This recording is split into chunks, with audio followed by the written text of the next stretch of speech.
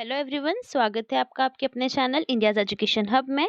हम पढ़ रहे थे मध्य प्रदेश का इतिहास और ये मध्य प्रदेश के इतिहास का तीसरा भाग है। इसके पहले हमने मध्य प्रदेश के इतिहास की शुरुआत प्रागैतिहासिक काल से की थी और प्रागैतिहासिक काल को हमने चार भागों में बांटकर पढ़ा था, जिसके अंतर्गत हमने पूरा पाषाण काल, मध्य पाषाण काल और नव पाषाण काल की चर्चा की थी। इसके साथ ही आज हमको देखना है ऐतिहासिक काल के बारे में। तो आज के वीडियो में हम स्टार्ट करेंगे ऐतिहासिक काल से। तो वीडियो स्टार्ट करते हैं। सबसे पहले हम देखते हैं ऐतिहासिक काल। जब हमने इसके पहले नवपाषाण काल पढ़ा था, इसके बाद हमने ताम्रपाषाण काल की चर्चा भी की थी।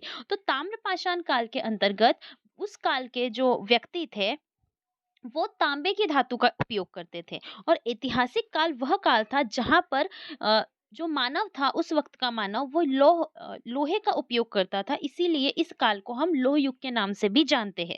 अब हम देखते हैं कि ऐतिहासिक काल से संबंधित मध्य प्रदेश में कौन कौन से स्थल प्राप्त हुए हैं। तो मध्य प्रदेश में लोह युगीन संस्कृति के जो साक्ष्य है, साथ ही साथ धूसर चित्रित जो मृत भांड है, इसके अवशेष हमें मालवा क्षेत्र और साथ में भिंड, मुरैना और ग्वालियर से प्राप्त हुए। तो मध्य प्रदेश में ऐतिहासिक काल के जो साक्ष्य है, यह हमें भिंड, मुरैना और ग्वालियर से, साथ ही साथ मालवा के क्षेत्र से भी प्राप्त हुए, जो लगभग 1000 ईसा पूर्व के हैं।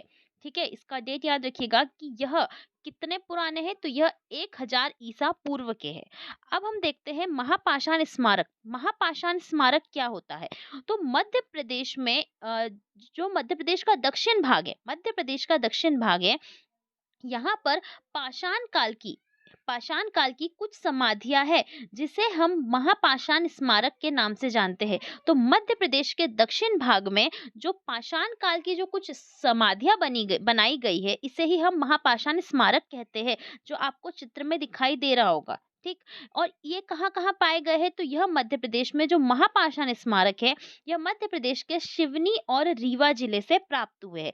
ये क्यों इम्पोर्टेंट है? क्योंकि इस जो बने हुए स्मारक है, महापाषाण स्मारक, इससे इसके बनाने में लौह सामग्री का प्रयोग किया गया था, इसीलिए हम इसको ऐतिहासिक काल के अंतर्गत पढ़ रहे हैं, क्योंकि ऐतिहासिक काल को ही हम लौह युग कहते हैं और महापाषाण स्मारक को बनाने में भी लौह सामग्री का उपयोग किया गया था और इसीलिए इसे दक्षिण भारत के लौह युगीन स्मारक के रूप में भी जाना जाता है।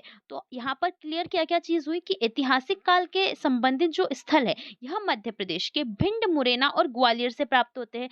साथ ही साथ महापाषाण स्मारक हमें मध्य प्रदेश के सिवनी तथा रीवा जिले से प्राप्त होते हैं और यह इसमें इसको बनाने में, इसके निर्माण में लौह सामग्री का उपयोग किया गया था। अब हम देखते हैं वैदिक सभ्यता।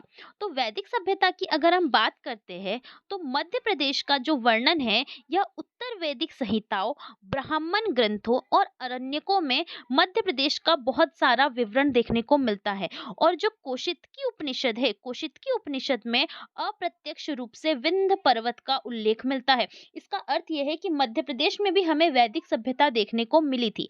और यहाँ पर अगर हम बात करें, तो जो शतपथ ब्राह्मण है, शतपथ ब्राह्मण और वैदिकोत्तर जो साहित्य है, इसमें मध्य प्रदेश का वर्णन रेवोत्तर तथा दक्षिणापथ के रूप में किया गया है। मतलब मध्य प्रदेश को इस शतपथ ब्राह्मण और वैदिकोत्तर साहित्य में रेवोत्तर तथा दक्षिणापथ के नाम से जाना जाता है। और जो इतिहासकार वेवर है, इस रेवा को, जो रेवा लिखा गया है, रेवा को एक नदी मानते हैं। रेवा को क्या मानते हैं? नदी मानते हैं कि ये एक नदी रही होगी, इसीलिए इसे वैदिकोत्तर साहित्य और शतपथ ब्राह्मण में मध्य प्रदेश को रेवोत्तर या दक्षिणापथ के नाम से जाना जाता है। और हम देखते हैं कि महर्षि जो अगस्त्य थे, इनके नेतृत्व में नर्मदा घाटी में यादवों का एक समूह जो था आकर बस गया था और यहीं से इस क्षेत्र में आर्यों का आगमन भी हुआ था। तो मध्य प्रदेश में नर्मदा घाटी का जो क्षेत्र था, यहाँ पर आर्यों का आगमन हुआ था। इसके बाद अगर हम उत्तर वैदिक काल की बात करते हैं, तो उत्तर वैदिक काल में जो ऐत्रेय ब्राह्मण में कुछ अनार्य जातियों का उल्लेख मिलता है। ये अनार्य जाति, इसमें जो विशेष सबसे ज्यादा जाति थी, यह थी निषाद जाति।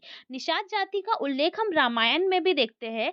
जब भगवान जो राम थे, यह वनवास में जाते हैं तो उनको एक केवट मिलता है जो उन्हें नदी पार करवाता है। तो वो जो केवट था वो कौन सी जाति से संबंधित था? वो निषाद जाति से संबंधित था। तो मध्य प्रदेश में जो उत्तर वैदिक काल जिस समय शुरू हुआ था उस समय जो ऐत्रेय ब्राह्मण की रचना की गई थी उसमें अनार्य जातियों का उल्लेख है, जिसमें विशेष रूप से एक जाति का वर्णन मिलता है जिसका नाम था निषाद जाति।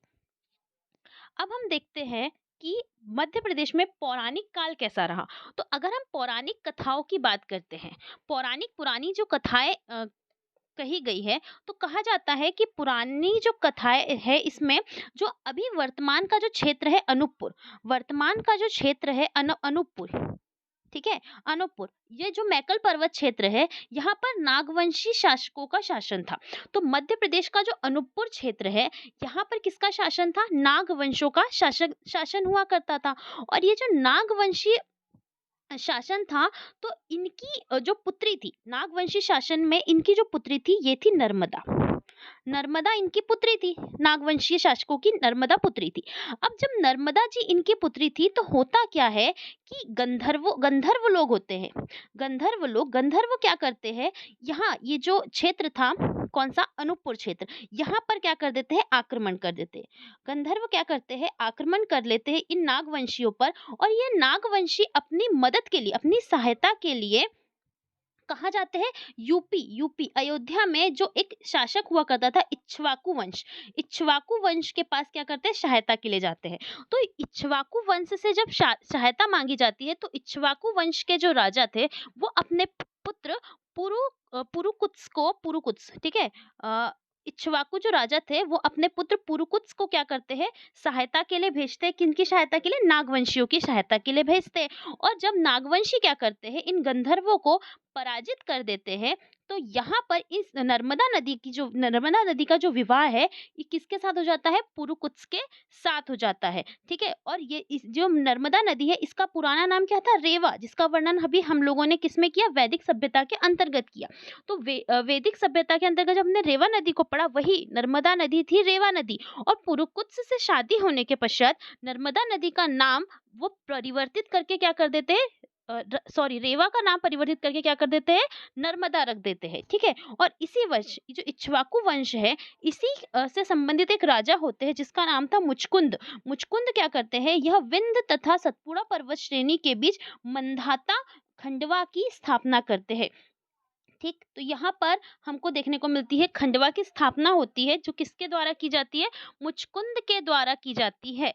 और ये किस वंश से संबंधित थे, इक्ष्वाकु वंश से संबंधित थे, ठीक। तो यहाँ पर हमको क्या पता चलता है कि मंधाता की स्थापना किसके द्वारा की गई थी, मुचकुंद के द्वारा की गई थी। और मंधाता जो खंडवा का प्राचीन नाम क्या था, मंधाता था। तो ये सब क्या है, एक कथाओं के अनुसार ये कहा गया है कि मध्य प्रदेश में नागवंशीय शासकों का शासन था। और यहीं से जो रेवा थी, ये जो नर्मदा नदी थी, इनका विवाह इक्ष्वाकु वंश के शासक पुरुकुत्स के साथ हुआ था। और इसी वंश के शासक के द्वारा बाद में मध्य प्रदेश में खंडवा जिले की स्थापना की गई थी, जिसे हम मंधाता के नाम से जानते हैं। आई होप आपको आज का वीडियो पसंद आया होगा। मिलते हैं नेक्स्ट वीडियो में। Thanks for watching.